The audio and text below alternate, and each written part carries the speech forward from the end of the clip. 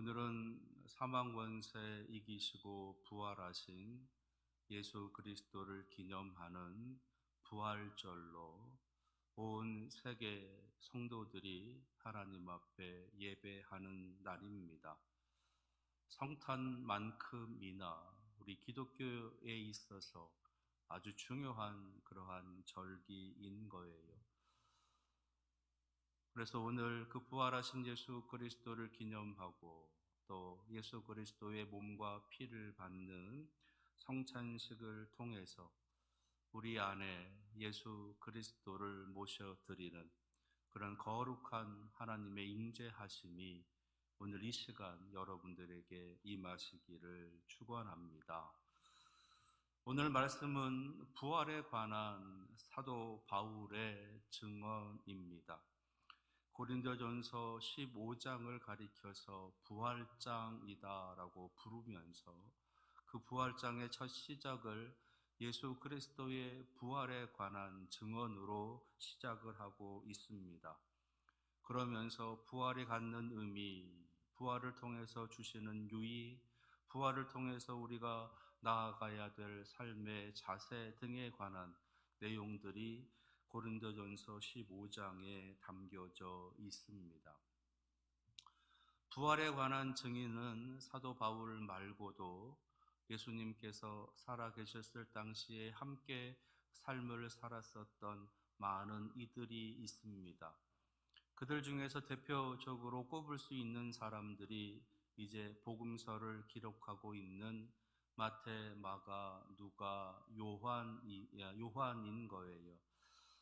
이 네 명의 복음서의 저자들 가운데서 마태와 요한은 예수님의 제자였습니다. 그래서 그들이 직접 보고 들은 것을 그들이 기록하고 있는 거지요.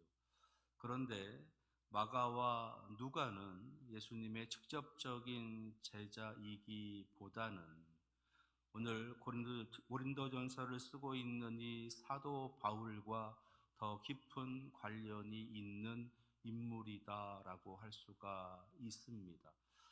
그래서 이 마가와 누가는 바울의 제자다라고 불러도 될 만큼 바울로부터 많은 영향을 받은 인물들이지요.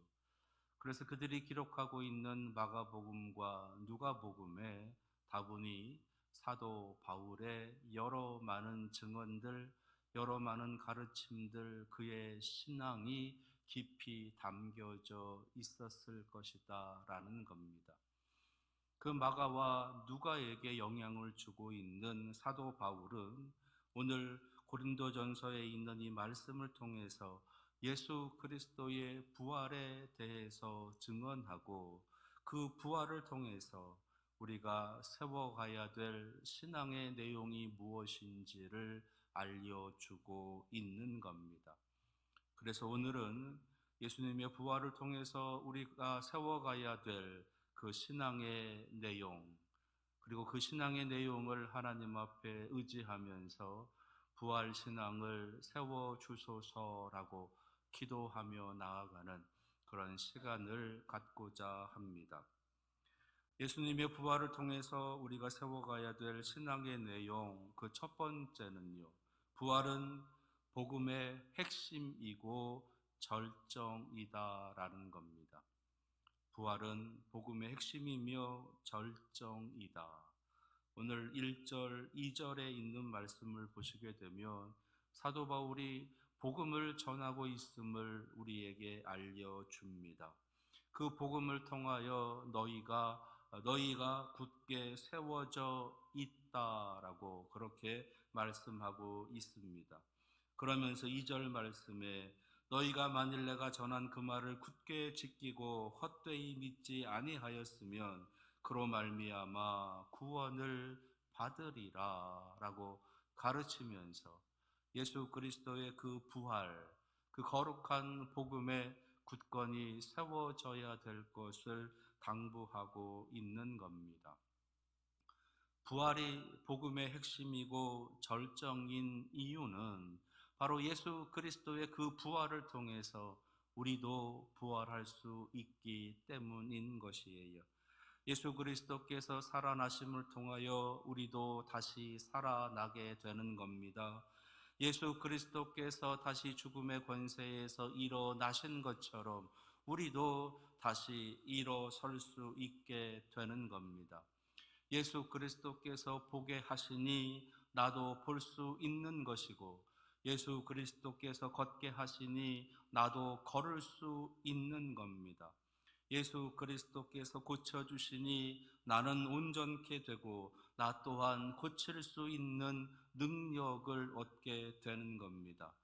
예수 그리스도께서 이기시니 나도 이길 수 있다.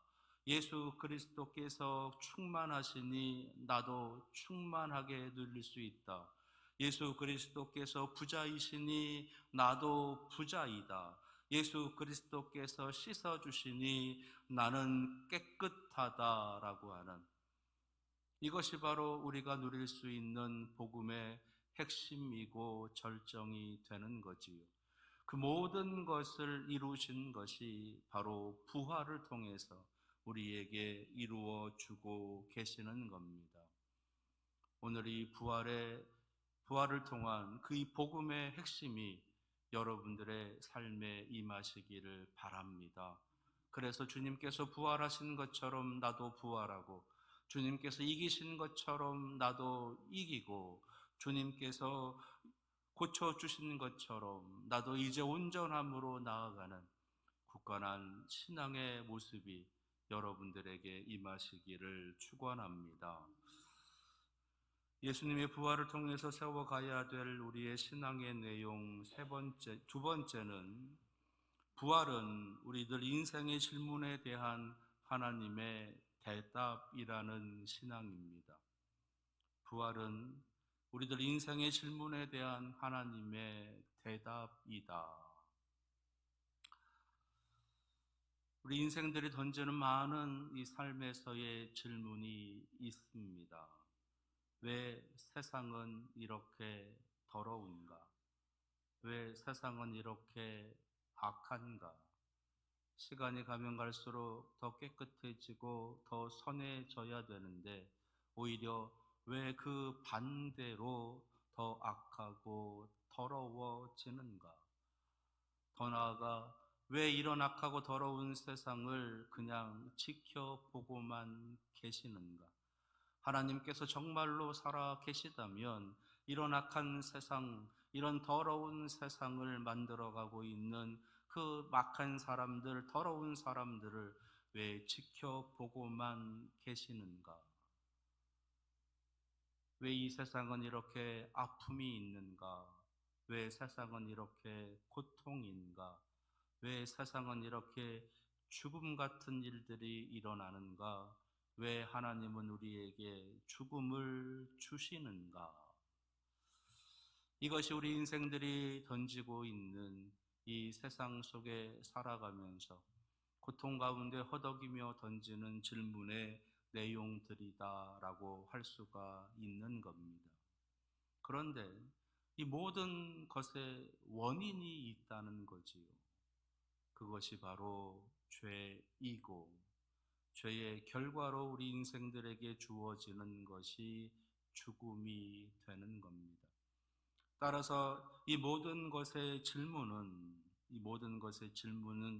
바로 우리들 자신을 향한 질문이기도 하다는 거예요. 그리고 이 모든 질문에 대한 대답 또한 우리들 자신이다라는 겁니다. 왜 세상은 이렇게 악한가? 나 때문이다. 왜 세상은 이렇게 더러운가? 나 때문이다. 왜 세상은 죽는가?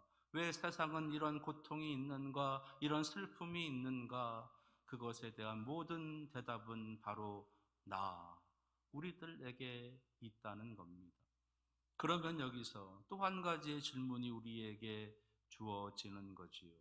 그러면 어떻게 해야 하는가? 어떻게 해야 하는가? 이것에 대한 대답이 바로 부활이십니다. 요한복음 11장 25절 26절, 예수께서 이르시되 나는 부활이요 생명이니 나를 믿는 자는 죽어도 살겠고 무릇 살아서 나를 믿는 자는 영원히 죽지 아니하리니. 나는 부활이고 생명이다. 나를 믿는 자는 죽어도 살겠고 나를 믿는 자는 영원히 죽지 아니하리라. 이것이 우리들 인생에 던지고 있는 질문에 대한 하나님의 대답인 것입니다. 그러시면서 이제 하나님께서, 주님께서 우리에게 이렇게 질문하십니다. 이것을 내가 믿느냐? 이것을 너희가 믿느냐? 예수님께서 우리 인생의 대답이시고 예수님께서 우리에게 생명이시고 예수 그리스도께서 우리의 부활이신 것을 너희가 믿느냐? 인간들은 인생의 문제를 자신들의 힘으로 해결하려고 합니다. 자기들의 지혜로, 자기들이 가지고 있는 능력으로 그 해답을 찾으려고 합니다. 그러나 하나님께서는 그 인생들에 대한 모든 질문에 대한 대답을 이제 믿음으로 말씀하고 계십니다. 믿어라. 예수 그리스도의 그 부활을 믿어라. 예수 그리스도의 구원을 믿으라. 예수 그리스도를 믿으라. 그리하면 너희가 하나님의 자녀가 된다. 그것을 위해서 오늘 부활하신 예수 그리스도의 그 거룩한 부활을 여러분들의 온 힘으로 그 믿음으로 고백하며 우리들 인생에 던져지고 있는 그 수많은 질문에 대한 하나님의 대답을 하며 살아갈 줄 아는 굳건한 신앙인들이 다 되시기를 축원합니다. 예수님의 부활을 통해서 세워가야 될 신앙의 내용 세 번째는요, 부활은 증인으로의 초청이라는 신앙입니다. 부활은 증인으로의 초청이다. 오늘 5절에 있는 말씀부터 8절에 있는 말씀까지 보게 되면 많은 사람들의 이름이 기록되고 많은 사람들이 등장을 하게 됩니다. 근데 그들에게 공통적인 것이 있는데 그것은 바로 그들이 부활하신 예수님을 보았다라는 거예요. 부활하신 예수님을 만났다라는 겁니다. 먼저는 게바에게, 베드로지요. 베드로에게 예수님께서 보여주셨어요. 그리고 나머지 11 제자에게, 그리고 500여 형제에게, 그리고 야고보에게, 모든 사도에게, 그리고 마지막 만삭되지 못하여 난 자 같은 나 바울에게도 보여주셨다. 여기서 만삭되지 못하여 난 자 같은 나라고 하는 것은 예수 그리스도를 반대하고 예수 그리스도를 믿는 자들을 잡아다가 핍박하고 죽이며 살았었던 자신의 모습을 만삭되지 못한 자 같다라고 그렇게 표현하고 있는 겁니다. 예수님을 반대했었던 나도 예수님께서는 나타나셔서 부활하신 예수 그리스도를 만나게 하시고 보여주시고 새로운 인생을 살게 하셨다라는 겁니다. 그러면 예수님께서 이들에게 직접 부활하셔서 그 몸을 보이시고 그들과 대화를 나누시고 부활하신 예수님을 그렇게 보여주신 이유는 무엇인가? 바로 내 증인이 되어달라라는 것이지요. 그러니까 부활하신 예수 그리스도를 만난다는 것은, 부활하신 예수님을 내가 보았다는 것은 바로 부활의 증인으로 나를 초청하고 계시는 하나님의 부르심이었다라는 겁니다. 사도 바울은 그것을 깨달은 거예요. 그래서 만삭되지 못하여 난 자 같은 나 같은 바울도 하나님께서는 부활하신 예수 그리스도를 보여주셔서 부활의 증인 삼아 주셨노라고, 그리고 나로 하여금 저 이방인들에게 부활하신 예수 그리스도를 전하게 하셨노라고 고백하고 있는 겁니다. 그 이방인들에게 부활의 증인으로 세워주신 사도 바울로 인해서 지금 나도 우리도 부활하신 예수 그리스도를 듣게 된 거예요. 듣게 되고 보게 되고 만나게 되고 그 예수 그리스도를 믿게 된 겁니다. 그렇다면 사도 바울을 통해서 나에게 전해진 예수 그리스도의 그 부활의 소식, 그리고 내가 경험한, 내가 만난, 내가 본 그 예수 그리스도의 그 부활을 통해서 하나님께서 이루시고자 하시는 것은 무엇일까? 바로 나를 통해서 또 증거되기를 원하시는 겁니다. 따라서 우리는 나아가 예수 그리스도의 부활의 증인이 돼야 되는 것이에요. 단순히 부활하신 예수 그리스도의 그 거룩한 은혜와 그 영광을 누리며 살아가는 것뿐만 아니라 나를 통해서 누군가에게 부활의 증인이 되어달라고, 그 부활하신 예수 그리스도를 전하라고 하시는 그 하나님의 부르심, 하나님의 보내심을 우리가 기억하면서 살아갈 수 있어야 되겠습니다. 예수님을 만난다는 것, 부활하신 예수님을 만난다라고 하는 것은 바로 부활의 증인으로 부르시고 계시는 하나님의 초청이 되는 거예요. 오늘 이 하나님의 부르심에, 하나님의 이 초청에 여러분들이 아멘으로 화답하며 여러분들의 삶의 모든 자리마다 나아가셔서 부활하신 예수 그리스도를 삶으로 여러분들의 입으로 증거하며 살아가시는 거룩한 증인이 다 되시기를 축원합니다. 예수님의 부활을 통해서 세워가야 될 신앙의 내용 세 가지를 말씀을 드렸습니다. 첫째는 부활은 복음의 핵심이고 절정이라는 것. 두 번째는 부활은 인생의 질문에 대한 하나님의 대답이라는 것. 그리고 셋째, 부활은 증인으로의 초청이라는 이 세 가지를 위해서 우리에게 부활하신 예수 그리스도를 만나게 하심처럼 오늘 성찬을 통해서 예수 그리스도의 그 거룩한 몸과 피로 우리도 새롭게 거듭나는 놀라운 은혜가, 부활의 은혜가 임하시기를 축원합니다. 기도하겠습니다.